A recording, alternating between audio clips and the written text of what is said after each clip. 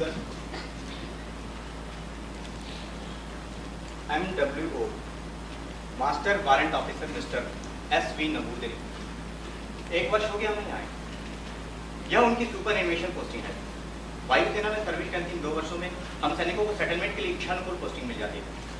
इसी सुविधा का लाभ उठाकर मिस्टर नबूदरी यहाँ आए, लेकिन उनके आने का प्रयोजन सफल होते नहीं। इसमें जरा भी संदेह नहीं कि यह एक अच्छी पोस्टिंग है। अलिस्टा aviation electronics section specification and documentation authority, यहाँ वैज्ञानिकों द्वारा रिसर्च वर्क चलता रहता है। हम सैनिकों को वायुसेना तथा इस विभाग के बीच संपर्क बनाए रखने के लिए रखा गया है। बिल्कुल शांत वातावरण, न फौज का अनुशासन न भाग दौड़। मिस्टर नबूदरी का अपना मकान है यहाँ से 3 किलोमीटर दूर जल्लाहली बेंगलोर में, पर न जाने क्यों वे वहां न रहकर 8 किलोमीटर दूर मेस में हैं। ऑफिस आते ही कुर्सी पर बैठे बैठे इसी तरह सोने लगते। उन्हें क्या परेशानी थी, मैं उनकी पीड़ा को समझ नहीं सका। कई बार चाहा, पर उम्र और रैंक के अंतर से इस्तीजा। नौकरी से डिस्चार्ज होने से पूर्व कुछ आवश्यक कागजात रिकॉर्ड ऑफिस भेजने होते हैं, जैसे ये डिस्चार्ज पेपर। ये पेपर्स भेजने से पहले मैंने उनसे कहा भी था। इसमें एक जगह यहाँ हस्बैंड वाइफ की ज्वाइंट फोटोग्राफ चिपकानी होती थी, जो उन्होंने नहीं चिपकाई। आज वही पेपर वापिस आ गए।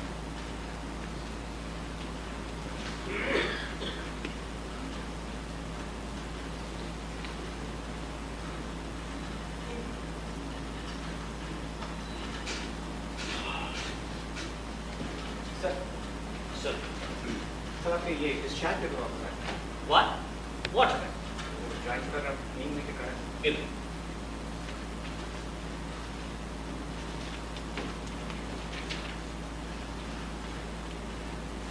Bloody bitch. पर सर आप मैडम के साथ ज्वाइंट फोटोग्राफ क्यों नहीं निकलवा लेते? आखिर इसमें प्रॉब्लम क्या है? Sunil, do you know I have a house here? Yes sir. And you know I am living in mess. Yes. You know why? No. जान जाओ, तुम भी जान जाओ। Type this application and dispatch along with my discharge papers, please. ये क्या है sir? मेरे अतीत के पन्ने। हालांकि मैं नहीं चाहता था कि कोई मेरे सामने उलट पलट करे। नंगा आदमी पर्दे की ओर खोजता है, लेकिन उसे नंगाई होना पड़े तो कितना विवश है मनुष्य। कर तुम छोड़ो इन बातों को, तुम टाइप करो, मैं डिक्टेट कर रहा हूँ। लिखो।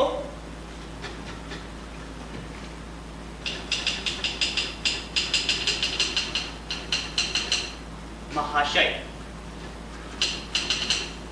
मेरे डिस्चार्ज पेपर्स वापस आ गए, इस कमेंट्स के साथ कि मैंने अपने नॉमिनी अर्थात अपनी पत्नी के साथ ज्वाइंट फोटोग्राफ नहीं चिपकाए। मेरा ट्रीट गलत है, और नहीं भी होता तो इसकी जानकारी सबको है। पिछले 35 वर्षों से मैंने यही कार्य किए। न जाने कितने एयरमैन्स के डिस्चार्ज पेपर्स मैंने फार्म किए। इतना सब कुछ जाने के बावजूद सिर्फ अपनी तस्वीर चिपकाकर भेजने का कुछ न कुछ कारण तो होगा नहीं। हालांकि मैं नहीं चाहता था कि अपने नितांत व्यक्तिगत जीवन में किसी को झांकने का अवसर काश ऐसा संभव हो पाता। सुनील, तुम टाइप कर रहे हो? नहीं छोड़ो, तुम टाइप मत करो, एक बार और कोशिश कर लेते हैं। किस बात की सर? मैं समझा। एक काम करो, तुम इन्हें छोड़कर चलो मेरे साथ, जरा घर चलना। आओ, स्कूटर की चाबी ले लो सुनील, आओ। राजी, आइटम भी अपनी जिंदगी का चित्रात्मक इतिहास होता है ना। इन मौन चित्रों के पीछे भी शब्दों का एक विशाल समूह छुपा होता है। देखो, किसी चीज को देखने का तुम्हारा नजरिया सबसे अलग है। हाँ, वो तो है। अच्छा ये बताओ, ये किसकी तस्वीर है? कौन? ये जाहिर है इतनी खूबसूरत तस्वीर आपकी हो सकती है।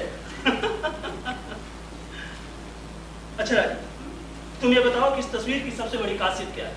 यही कि गहनों से लगी में खूबसूरत लग रही। बिल्कुल नहीं, बिल्कुल नहीं, बल्कि गहने की खूबसूरती आपसे बढ़ गई है। अच्छा रानी, आजकल तुम ये सारे गहने क्यों नहीं पहनती? गहने मेरे पास रहेंगे तभी तो मैं पहनूंगी। वो बुढ़िया ने सारे गहने मेरे रख लिए। जाने दे, कर दो ना, क्या दो? कुछ भी नहीं। ऐसे कैसे हो सकता है? बोलो ना, क्या लो? यही तो तुम में और एसवी में फर्क है। उसने आज तक मुझसे नहीं पूछा कि मुझे क्या चाहिए। कभी भी मेरी इच्छा की परवाह नहीं की। जाने दो क्या चाहिए? गले का ईयरिंग, अंगूठी। हाँ सुनील। Morning sir. हाँ बैठो।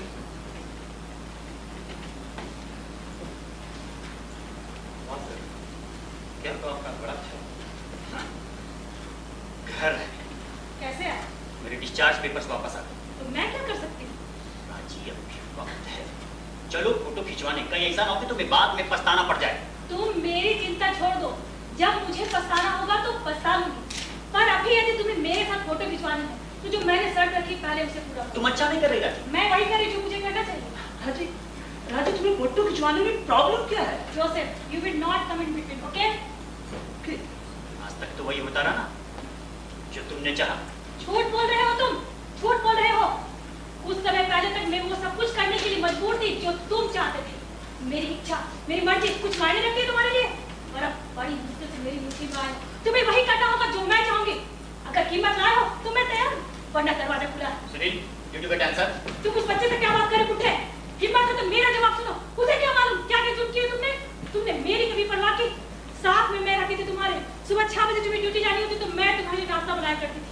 दोपहर बाद 2-3 बजे तुम वापस आते तो मैं तुम्हारे साथ लंच के लिए तुम्हारी प्रतीक्षा किया करती। मगर कभी भी तुमने नहीं पूछा मैं कैसी हूँ। हर समय अपने माँ बाप भाई बहन के लिए मरते रहे। कभी पिताजी की तबीयत ठीक नहीं, माँ बीमार, भाई भी गए, बहन की शादी, सारी कमाई इसी में फूंक दी। कभी गलती से भी पूछा इस बात की बातें में क्या लूंगी? कल हो ना मैं बोल तुम्हें क्या चाहिए? मेरी रूम की औरतें कहनों से लदी रहती है। ये रही अंगूठी, सोने की चूड़ियां, चेन।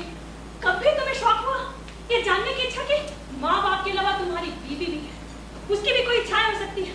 मेरा मन रखने के लिए कभी ऊपरी मन से भी आकर पूछ लिया करते ना तो मुझे तसल्ली हो जाती। तुमसे तो वो भी नहीं सकता।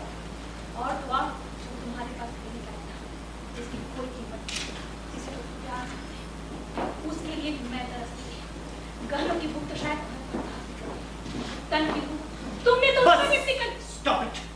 चलो सुनील, चलो।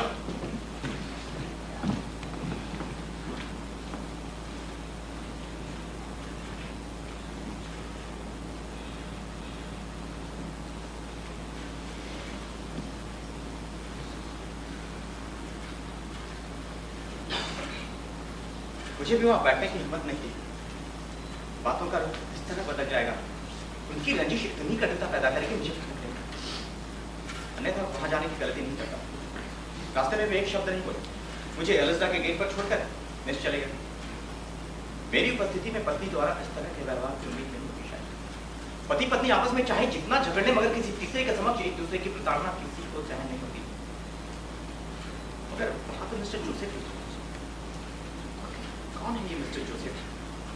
उनकी अनुपस्थिति में बाहर रहने वाला। उनका आवेदन पत्र अब भी टाइपराइटर पर लगा हुआ है। मेरा जन्म एक ऐसे परिवार में हुआ था जहां माँ बाप, भाई बहन सभी एक दूसरे के सुख दुख में बराबर के सहयोगी थे।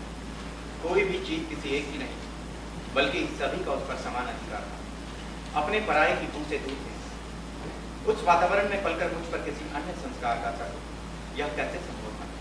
मैट्रिक की परीक्षा पास करते ही मैंने एयरफोर्स ज्वाइन कर ली। तब मेरी उम्र 17 वर्ष से भी कम थी। माँ और पिताजी वृद्ध होते जा रहे थे। छोटे भाई और छोटी बहन की पढ़ाई चल रही थी। कुल मिलाकर यूं कहें तो धीरे धीरे परिवार की जिम्मेवारी मुझ पर आने लगी। इसलिए मैं वेतन मिलते ही तुरंत पिताजी के पास भेज देता था, क्योंकि गांव में जो थोड़ी बहुत खेती थी, जमीन बंधक रखे जाने के कारण बंद हो गई थी। पैसा जमा किया, उसे छुड़ाया, थोड़ी आमदनी बढ़ी, तब तक भाई कॉलेज में आ चुका था। ये आगे आने वाला समय इतना भयंकर दिखता है कि व्यक्ति सोच सोच कर परेशान होता है कि कैसे कटेगा ये समय।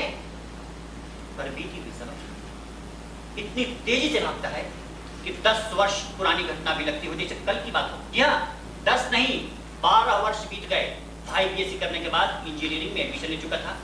बहन बीए कर रही थी, मेरी उम्र करीब 29 की रही होगी तब। तभी मेरे पिताजी ने मेरा विवाह निश्चित कर दिया।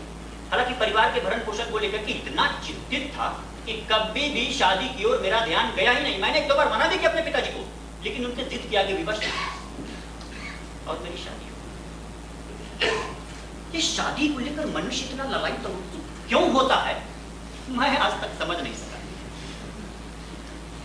हालांकि मैंने शादी इसलिए नहीं की कि मुझे राजी से बहुत प्यार था या कामदेव की इतनी कृपा हुई और मैं अनियंत्रित हो गया, बल्कि ये तो जीवन चक्र का एक अनिवार्य कर्तव्य है और इसी कर्तव्य का निर्वाह किया था मैंने। पति पत्नी के बीच प्रेम का क्या महत्व है, प्रेम होता क्या है, मैं आज तक इन चीजों को नहीं जानता। मैं शादी को हमेशा एक समझौते के रूप में देखता हूँ और इसी समझौते में मुझे अपना कर्तव्य दिखाता हूँ। लेकिन आज ना तो मेरा समझौता कायम कर सका और नहीं मेरा छोटे भाई और छोटी बहन की पढ़ाई चल रही थी। उस वक्त उन्हें पैसे की बहुत आवश्यकता थी। तब अगर अपनी पत्नी को अपने साथ रखता तो पैसे बचा पाना संभव नहीं था। एयरफोर्स में भाई परिवार रखना संभव है, लेकिन मकान की समस्या तो सब जगह थी। मकान के बदले सरकार द्वारा दी गई रकम पर्याप्त नहीं होती, फिर क्या करता मैं? अपने वेतन से मकान का किराया देना पड़ता। ठीक है, मानता हूं ये मेरे लिए असंभव नहीं था, लेकिन बहुत मुश्किल था।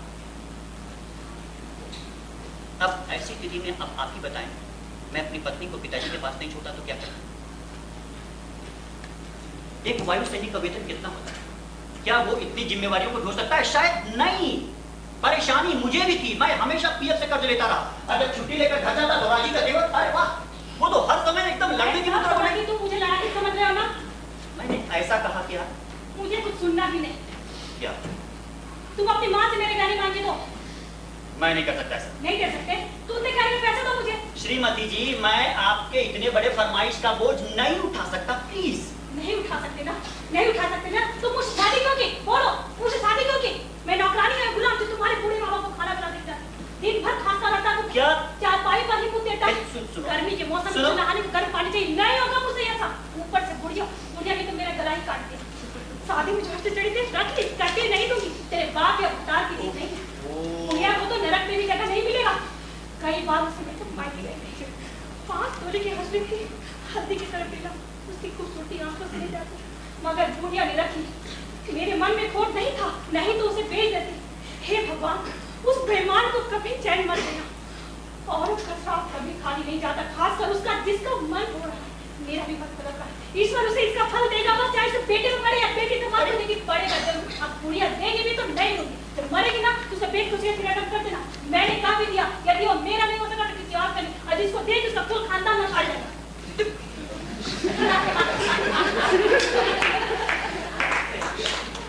इस औरत को कैसे समझाऊं? मैं खुद नहीं समझ पाता। देखो, मैं तुझे हर तरह से शांत और खुश रखने की पूरी कोशिश करता हूँ। हाँ, तुम क्यों भूल जाती हो? जब से हमारे छोटे भाई की शादी हुई, वो हमारे माँ और पिताजी को लेकर के स्टेट सर्विस में बहुत खुशी से मजे से रह रहा है, और तभी से तुम गांव छोड़ करके मेरे साथ रह रहे हो कि नहीं? देखो राजी, हमारे जरूर कसर हमारे बच्चे पढ़ना होगा। तुम क्यों भूल जाती हो? हमारा बेटा राजेंद्र जैसे जैसे बड़ा होता जा रहा है, हम खुद को छोटा महसूस करते जा रहे हैं। इतने वर्ष साथ रहते गुजर गए, लेकिन इनका स्वभाव अब भी ज्यों का त्यों। स्वभाव में मिठास आने के बजाय सिर्फ कटुता ही बढ़ती जा रही है। अच्छे और बुरे दिन सभी की जिंदगी में आते हैं राजी, लेकिन अच्छे दिनों में भी बुरे दिनों को याद करके कभी जिंदगी को कोई भी नरक नहीं बना लेता। कि कौन समझाए तुझे? किसी का समझाने से आप समझे तो देखो, सिर्फ तुझे खुश रखने के लिए मैं तुझे दिल्ली, बंगलौर, इलाहाबाद, जोधपुर सब जगह घुमाया नहीं, लेकिन सास ससुर के साथ व्यतीत किए समय से आप कभी भी बाहर नहीं निकल सके। जैसे उन दिनों का कोई प्रेत आपके जहन में मुझे कहीं भी घुमा दो, स्वर्ग में भी पहुंचा दो, मगर मैं इस बुढ़िया के व्यवहार में भूल नहीं पाती। जब पहले की जरूरत होती तो कुछ कार कर बातें बोलती, लेकिन जब मुझे चूड़ियां पहनी थी तो साफ मना करती, मेरे पास पैसे नहीं है, तुम ही दे दो। और कब रखा बाहर का नहीं आता, और कैसे मना कर दिया? मैं तो उसे मरने का भी पानी नहीं दूंगी, समझे? और आवाज में उसका पीलापन आंखों के आगे से नहीं जाता। मगर बुढ़िया ने रख दिया। तुम्हारी बुआ ने शायद कोई पाठ पढ़ा दिया, कहती थी किस भी कैसे यह क्या जाने दादी को, माँ की सेवा तुमने की है और इस पर हक तुम्हारा है। और बुढ़िया आगे यदि मैं जानती कि मेरा वो असली रख ले तो मैं उसे बेशक कोई दूसरी की बनवाना।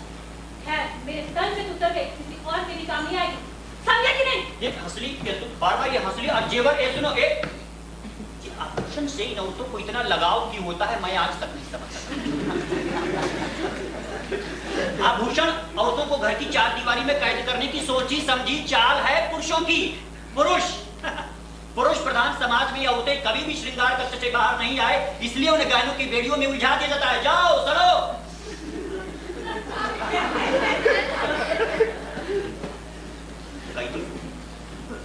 लोहे की मोटी जंजीरों में जकड़ दिया जाता है, आजाद होने के लिए कैसा तड़पता है, लेकिन औरतें सदियों से सोने और चांदी की पतली जंजीरों में जकड़कर बहुत प्रसन्न हैं, मुक्त होने की कोई कोशिश नहीं करती। क्यों? आखिर क्यों?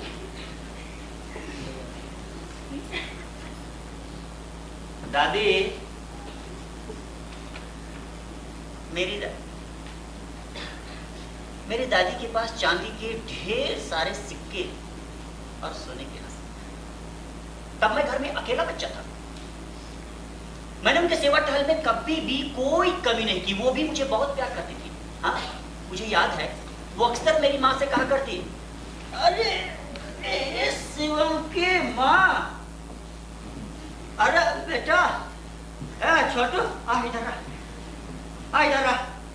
शिवम की माँ, अगर मैं जीवित रही तो इसी हंसली से शिवम की पत्नी का मुंह देखूंगी, और बेटा अगर मैं मर गई तो तुम इसे मेरी ओर से भेंट दे देना।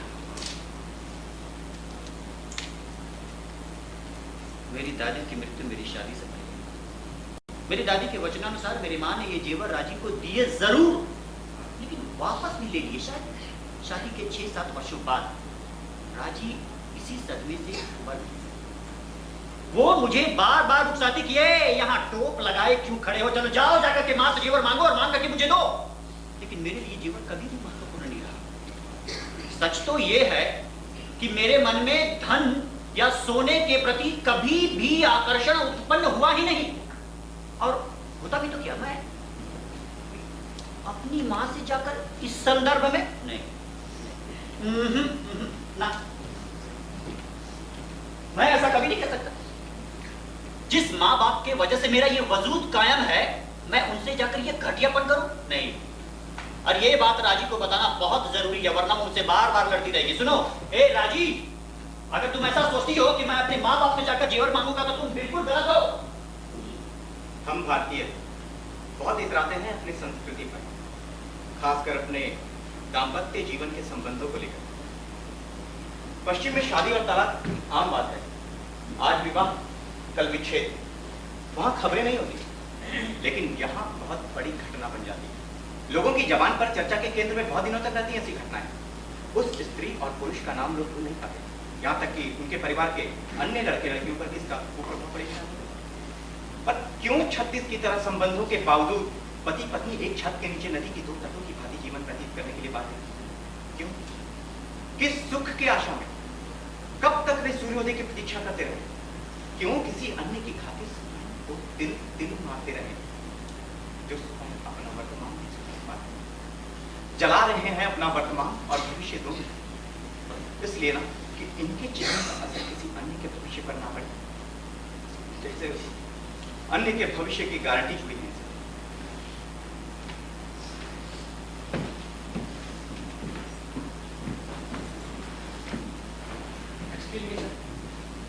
Are you Sunil? Yes. I am Rajendran, son of M.W. Nambudri. Please sit down. Thank you. कहो, कैसा? सर, आप तो मेरे फादर और मदर के रिलेशन को तो जानते हैं। मम्मी पापा के साथ ज्वाइंट फोटो खिंचवाने को तैयार थी। तब क्या पॉसिबल नहीं कि पापा मुझको अपना नॉमिनी बना? इसमें मैं क्या करूं? तुम अपने पापा से बात करो। सर, पापा का तो दिमाग खराब। मैं जानता, आपके साथ उनका संबंध बहुत अच्छा। आप उनको समझाओ। नौकरी छोड़ने के बाद कहाँ जाएंगे वो? आखिर रहना मेरे साथ होगा। अब पॉसिबल है उनकी प्रॉपर्टी हड़पने के लिए कोई सिंपैथी कर उनके निकट आने का कोशिश करेगा, मगर सर नाटक आखिर नाटक होता, ज्यादा समय तक नहीं चलता। पैसा फिनिश होते ही मैं उन्हें घर से निकाल कर सड़क पर खड़ा कर देगा। तब क्या होगा?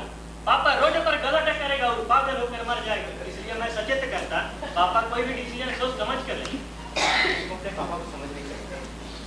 जीवन में बहुत उतार चढ़ाव देखे उन्होंने, और मेरे ख्याल से इस वक्त वो काफी टेंशन। ओह, टेंशन तो उनकी जिंदगी का हिस्सा। क्यों नहीं होगा टेंशन? एक फौजी भटकता रहा, जीवन में बच जा रहा है। 35-36 वर्षों से सिर्फ एक ही उम्मीद के सहारे कि रिटायरमेंट के बाद शांतिपूर्वक जीवन व्यतीत करें। जमीन खरीदी, मकान बनवाया, तुम्हें पाला पोसा और तुम अपने पैरों पर खड़े हो गए। पर क्या नहीं, सर्विस में रहते हुए स्थायी न सही पर अपना मैच तो है। पर रिटायरमेंट के बाद क्या है तुम्हारे पास? न घर, न पत्नी, न बच्चे। जीवन के किस मोड़ पर कहां कैसे क्या घटित हो जाए किसे पता। ऐसा ही हुआ मेरे साथ। किस प्रकार पला बड़ा हूं कैसे बताऊं। माँ बाप के ईगो के बीच पलता हुआ, उनके गलाटों के साथ बढ़ता हुआ। लेकिन तुम्हारे माँ बाप ने हमेशा ये प्रयास किया कि तुम्हारे जीवन पर उनके रिश्तों का असर न पड़े, किया कि नहीं? ऐसा संभव हो पाता। देखो, प्लीज मुझे आपके मत करो। बहुत परेशान जाता हूँ इन सारी बातों से। सर आप क्यों टेंशन लेता है? ये प्रॉब्लम आपका तो नहीं। माना कि यह समस्या मेरी नहीं, पर नमूदी साहब की समस्याओं के साथ कहीं ना कहीं मैं स्वयं को जुड़ा हुआ महसूस करता हूँ। मैं भी राजमात्री हूँ, कल मुझे भी रिटायर होना है। आज यह समस्या नमूदी साहब के साथ है, कल अगर ये प्रश्न मेरे आगे खड़ा है, कहाँ जा रहा है हमारा समाज, हमारी संस्कृति, हमारी सभ्यता, हमारी नई युवा पीढ़ी, हमारा संस्कार? लगता है सब कुछ समाप्त हो गया। जो पहचान थी इस देश की मिट गई। क्यों हो रहा है ऐसा? कौन है दोषी? स्वतंत्रता के बाद स्वाधीनता की खोज में कुछ है जो हमसे छूट रहा है। क्या छूट रहा है? स्त्री अबलाहो और पुरुष सबल ऐसा नहीं चाहता। आधुनिकता के धूम में हम पाने से अधिक कुछ खो रहे हैं, और वह कुछ ऐसा है जिसे हमें फिर से प्राप्त करना है। सर हाँ, मैं कोशिश करूंगा तुम्हारे पापा से बात करने, और तुम भी बात करना फिर पापा। सर बात ये कि मेरे और पापा के बीच कम्युनिकेशन गया था, और इन बातों को शुरू कर मैं गलाटे शुरू तो मैं क्या करूं?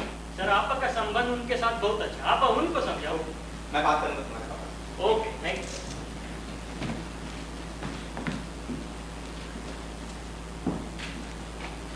जिस तरह आया था उसी तरह चला देंगे, और मैं अच्छी उलझन में फंस गया हूँ। हालांकि मैं जानता हूँ कि यह समस्या मेरी नहीं, पर साथी समस्याओं के साथ महसूस करता हूँ। आवेदन पत्र, राजेंद्रन हमसे अलग रहने लगा, कारण था नौकरी। उसी समय मेरा तबादला शिलोंग पूर्वी वायु कमान मुख्यालय में हो गया।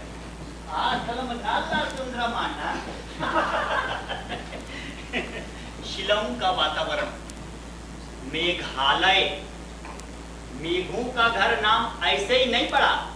नाला सुंदरम है, नाला सुंदरम। यान आविने कंडित पर तैयार। और क्यों? गुवाहाटी से शिलोंग तक न जाने दूर दूर कहां तक पहाड़ ही पहाड़, चारों ओर झरने, शाल, बांस और देवदार के वृक्ष। राजी के साथ एक दिन शिलोंग व्यू पॉइंट घूमने गया था, जो कि शिलोंग पीक पर स्थित है। वहीं पहली बार जोसेफ के साथ मुलाकात हुई थी, वो भी केरल का था। हमें मलयालम में बातचीत करते हुए सुनकर पहले उसी ने हमें टोका, excuse me sir, are you from Kerala? Actually मैं भी केरला का हूं। देश ये दूर परदेश में अपनी भाषा के व्यक्ति से मिलने के बाद जिससे प्रसन्नता और अपनेपन की अनुभूति होती है, वही अनुभूति हमें भी हुई। लेकिन यही अनुभूति जीवन में एक दिन जहर हो जाएगी।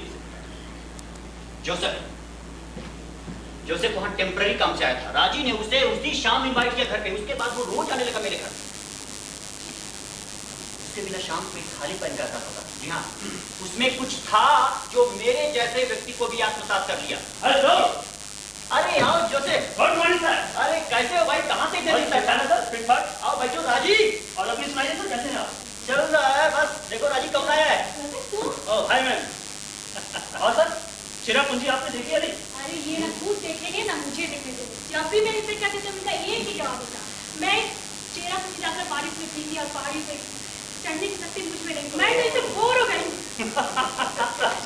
क्यों सर, इतनी खूबसूरत जगह, कहाँ कहाँ से लोग आते हैं घूमने। और आप यहाँ के रहकर भी। देखो भाई मेरा हेल्थ ठीक नहीं रहता, और देखो मेरी उम्र भी तो बढ़ती जा रही है कि नहीं है।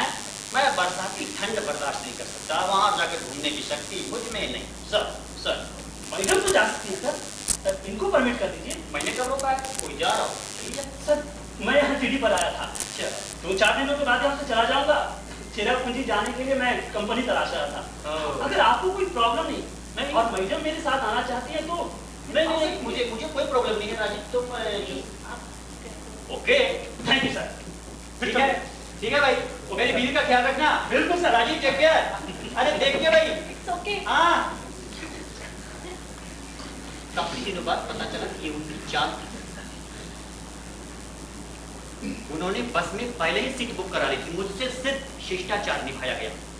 एक दिन राजीव की डायरी मेरे हाथ लग गई, जिसे पढ़कर बहुत सारे रहस्यों का पता चला। जोसेफ कमांड स्तर का क्रिकेट प्लेयर था, इसलिए उसका अधिकांश समय शिमला में ही व्यतीत होता। फुर्सत के समय में वो मेरे घर में पड़ा रहता। क्योंकि वो काफी छोटा था, इसलिए मैंने उस पर कभी भी कोई संदेह नहीं रखा। राजीव की डायरी से जोसेफ के साथ व्यतीत किए कुछ अंतरंग वाक्यांश लिखने लायक है।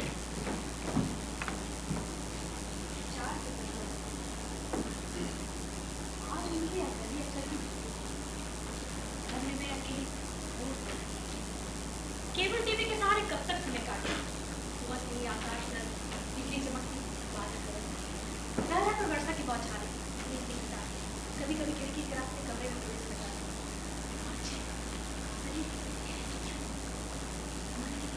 कुछ अजीब सी सीरत 40 पार कर ली, उनके साथ देखती थी कम हो जाती।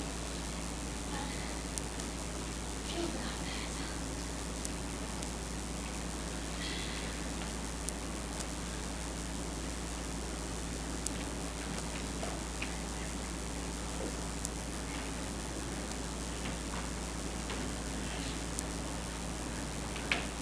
हेलो राजीव। तुम क्या लिख रही हो? दिखाओ। कुछ भी नहीं। दिखाओ ना। जेंटलमैन किसी की डायरी पढ़ा नहीं करते। ऐसा क्या? मेरे को भी नहीं दिखाओगी? अच्छा जाने दो। ये बताओ, साहब घर में नहीं है क्या? वाह, मजा आ गया। तो चलो कहीं घूमने चलते हैं। लेकिन कहाँ? एलिफेंटा फॉल। वो यहाँ से कितनी दूर है? मैडम वो यहाँ से 1 किलोमीटर है। ऐसे मौसम में? मैडम ये शिलोंग है, राजस्थान नहीं। यहाँ आकाश में बादल कब नहीं होते, बारिश कब नहीं होती। और जब तक यहाँ है इस मौसम का मजा लीजिए। जोसेफ, तुम्हारा जीत पीना। अच्छा रुको, मैं छतरी लेके आती हूँ। अरे छतरी छोड़ो राजी, इस बारिश में भीगने का अपना ही मजा है। चलो ना राजी।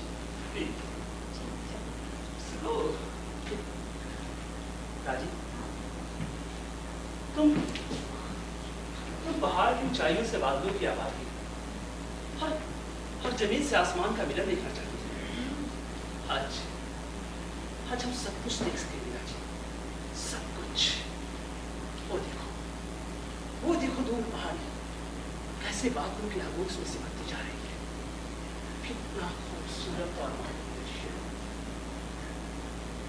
जोसेफ देखो, पहाड़ियों को देखा कितने अच्छे लग रहे हैं, मगर उनकी हरियाली और सच्चाई के मैदान पर जाकर दिखना पड़ता है। सालों वर्षा के कारण इनका रंग काई जैसा हरा हो गया। जोसेफ देखो, पहाड़ियों पर कितना खूबसूरत लग रहा है। जी चाहता है इन नज़ारों और मेरा जी चाहता है कि अपने आप को इन घटाओं में उलझा। वर्षा तेज हो गई। चलो मैं घर लौट जाती हूँ। चलेंगे ना राजी, रुको ना, अभी तो है। आओ वर्षा से बचने के लिए इस चट्टान के पीछे छुप जाते हैं। आ जाओ।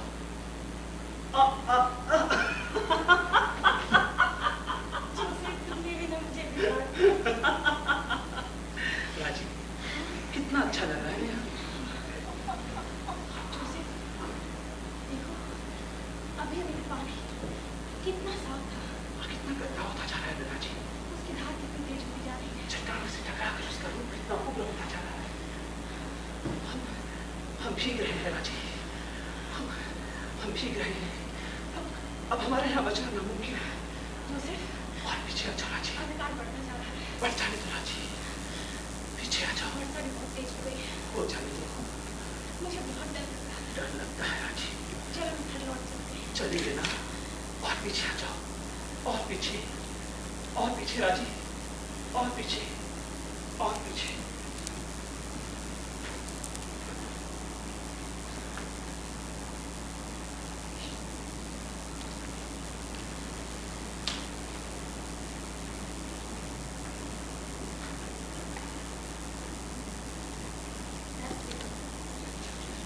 आज छोटे के साथ मैं जयरापुर के घर आई। छोटे की अनुमति ली।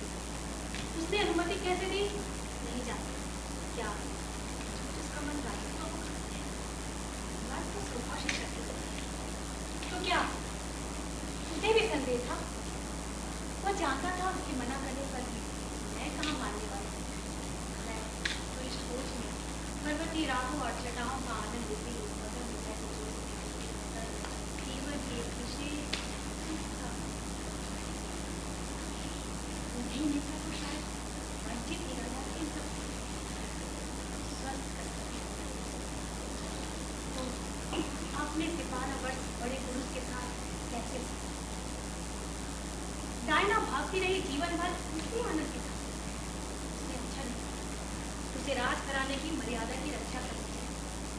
राजकुमार जात पुरुष है, यदि उसका संबंध गैर महिलाओं से ये राज कराने की शान के डायना स्त्री है, इसलिए उसे ऐसा नहीं करना चाहिए। वाह पुरुष समाज, किसी देश समाज या परिवार की मर्यादा का ठेका नारियों ने ले रखा है। आप सब कुछ कर सकते हैं, मर्यादा भंग कर सकते हैं, बिस्तर पर रोज नई नारी का उपभोग कर सकते हैं। डायना तूने बहुत अच्छा किया। तूने नारी जाति के लिए एक आदर्श की स्थापना की। तुझे मेरा सख्त नमन है। डायना ने किसी का पता है, मगर मेरी का समझ किसी को सुना। मैं जानती हूँ वह एक आदर्श पुरुष है, पर वह उसकी व्यवस्था भी हो सकती है। वह परिवार के बोझ को आजीवन कभी की भांति ढूंढता रहा। उसके पास समय था, वह मुझे अपनी पत्नी को धोखे नहीं कर सका। मैं यहाँ नमूने की तुलना जात से कहाँ राजा को कहाँ, मगर लेकिन मैं भी वही थी। इसलिए तराजू के दूसरे पड़ने पर नमूदी हुए जात कोई फर्क नहीं पड़ता, क्योंकि दोनों पुरुष यहाँ से हैं। और तराजू के पहले पड़ने में बैठे नारी जाति की एक से वह चाहे डायना हो। चेहरा जाने का मकसद मेरा ये नहीं था कि मैं वहाँ जाकर पहाड़ की शिखर से बांग्लादेश को या फिर चांद से किसी जादू करने हवा में बैठे या मैं तो गई थी 3 साल बारिश रात बच्चों से और अपने मकसद से पूरी तरह का 2 दिन के लिए गई। सप्ताह भर कैसे बीत गया पता ही नहीं। चेरापूंजी से लौटने के बाद राजी के व्यवहार में एक अजीब परिवर्तन देखा मैंने। होठों से कड़वाहट गायब। पहले जो अक्सर चारपाई देर से छोड़ती, अब अर्ली मॉर्निंग मेरे साथ उठती और घर का हर काम समय से सुचारू रूप से करती। जोसेफ के साथ 2 सप्ताह व्यतीत किए, पर मैंने कुछ नहीं कहा। शायद यही कारण था, ये मेरा सोचना था, मगर कितना मूर्ख था मैं। झूठे भ्रम में इतराता रहा। ज्ञान की कोई उम्र नहीं होती। जब होश आए वही वक्त सुनहरा है हमारे लिए। उस दिन तबीयत खराब होने की वजह से मैं समय से पहले लौट आया था। हालांकि तबीयत खराब होना ड्यूटी से जल्दी लौटने का कारण नहीं बनता, इसके लिए सिक रिपोर्ट करनी पड़ती है। दरअसल मेरी पोस्टिंग अलिस्टा बैंगलोर हो गई थी। इसी खुशी की सूचना मैं शीघ्र देना चाहता था राजी को। वैसे तो पुरुषों के घर से बाहर जाते ही स्त्रियां दरवाजा बंद कर लेती है, मगर उस दिन शायद अनजाने में या जल्दीबाजी में दरवाजा बंद करना भूल गई। मैं अंदर घुसा, मेरे कानों में एक अनोखा स्वर सुनाई पड़ा। ये बेडरूम खुला है, ये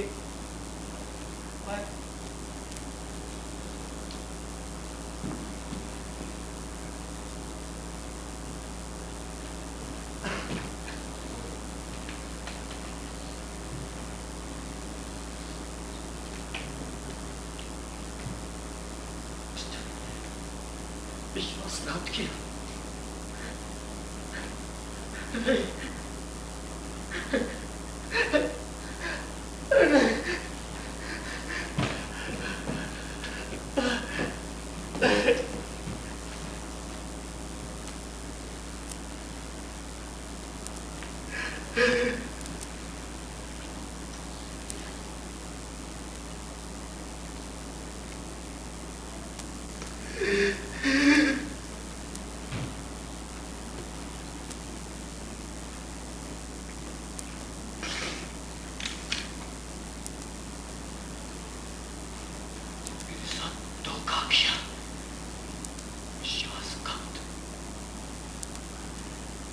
जिसे मैं अपनी अर्धांगिनी मानता था, जिसकी खुशी में सब कुछ बर्दाश्त करने को तैयार थी, आज उसी के साथ मैं जिंदा हूँ, फिर भी किसी और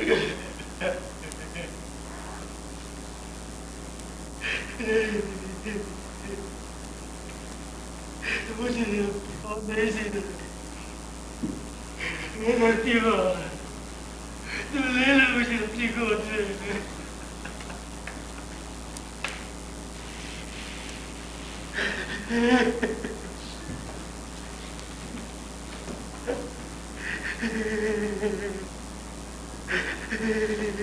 एसवी, उठो एसवी, उठो।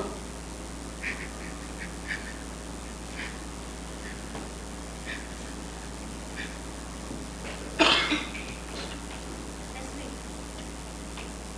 मैं नहीं चाहती थी कि सच्चाई इतनी जल्दी प्रकट हो। चलो अच्छा है, आखिर कब तक छिपकर जोसेफ से मिलती है मिलती का बहाना? मैं अच्छी हुई या बुरी, तुम्हारी पत्नी हूँ बुरी है। अब तुम्हारे पास दो विकल्प है। यदि तुम चाहती हो कि मैं तुम्हारी पत्नी बनूं, यानी हमारे बीच के रिश्ते पहले की तरह बरकरार है, तो तुम्हें हमारे और जोसेफ के संबंध को स्वीकार करना होगा, वरना मैं तलाक के लिए तैयार हूं। इस स्थिति में तुम्हें बेंगलोर वाले मकान से हाथ हटाना होगा।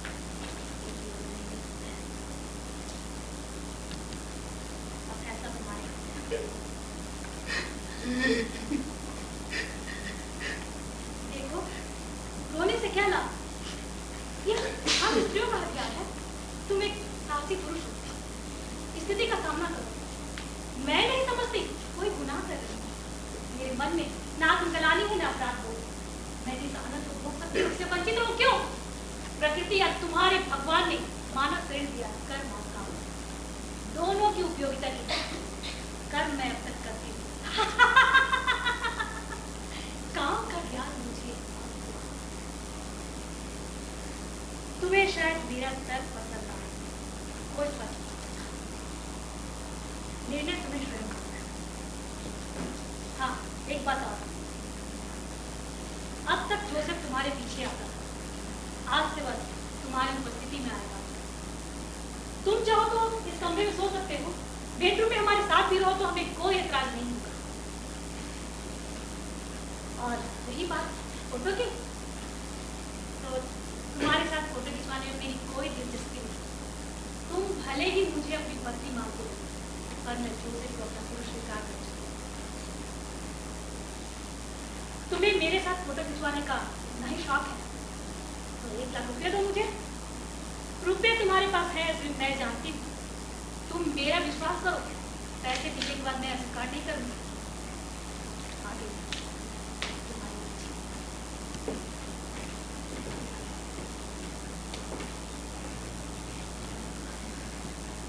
उस दिन से जोसेफ हमारे बीच उपस्थित हो गया। राजी को जोसेफ के साथ देखता सब कुछ बर्दाश्त करने को विवश। कैसी विकट घड़ी थी मेरे लिए। पांडु तो रोगी थे, साथ ही शापित। पुत्र कामना के लिए पत्नी कुंती और माद्री को पवन देव और भगवान इंद्र के पास नियोग के लिए भेजना उनकी मजबूरी। लेकिन मैं ना ही रोगी हूं और ना ही शापित हूं और ना ही पुत्र की कोई चाह। इस संबंध को स्वीकार किया क्यों?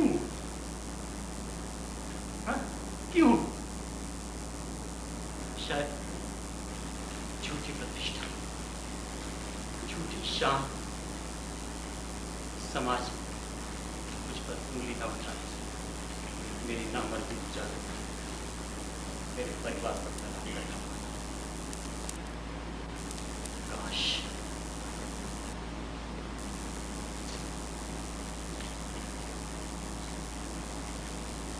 ठीक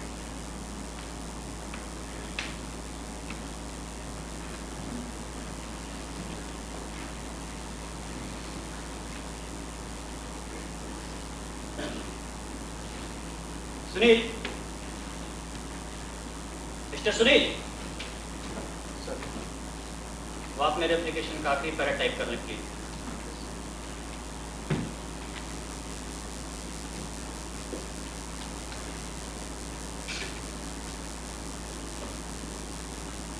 लिखो श्रीमान मैं एक गरीब एयरमैन मेरे पास इतने पैसे नहीं जो उसे देकर फोटो खींचो और होते भी तो क्या जरूरत है इस फोटो की ये तस्वीर उसके भविष्य के लिए थी ना कि मेरे मर जाने के बाद ना तो इस पैसे का कोई महत्व है और ना इस तस्वीर का जो मेरा नॉमिनी उसके साथ मेरा तलाक नहीं हुआ पत्नी के कलम में राजी का नाम अब भी दर्ज है लेकिन उसकी सार्थकता खत्म भारतीय समाज में पत्नी की जो मान्यता है वो उसे समाप्त कर एक नई मान्यता बना रही है पता नहीं ये नया समाज खास करके इसने सभी मान्यता को स्वीकार कर लिया है जबकि पश्चिम सभी के मन मस्तिष्क में बुरी तरह अपना सर जमा चुका है ऐसे में मैं अपनी परंपराओं और संस्कारों की बेड़ियों में पूरी तरह जकड़ा हुआ जिसे तोड़ पाना मेरे लिए बिल्कुल संभव नहीं है इसलिए मैं सिर्फ अपनी तस्वीर चिपकाकर एक बार फिर आपके पास भेज रहा हूं समझे सुनिए टाइप कर रहे हो ना तुम सॉरी क्यों क्या हुआ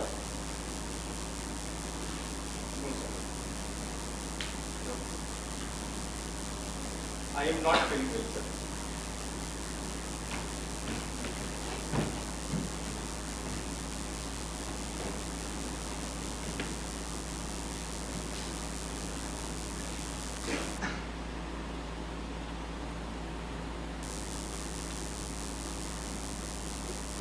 अब मैं अपना नॉमिनी इस देश के प्रधानमंत्री को घोषित करता हूं मेरे मरणोपरांत मेरी सारी संपत्ति प्रधानमंत्री सहायता कोष में जमा करा दी जाए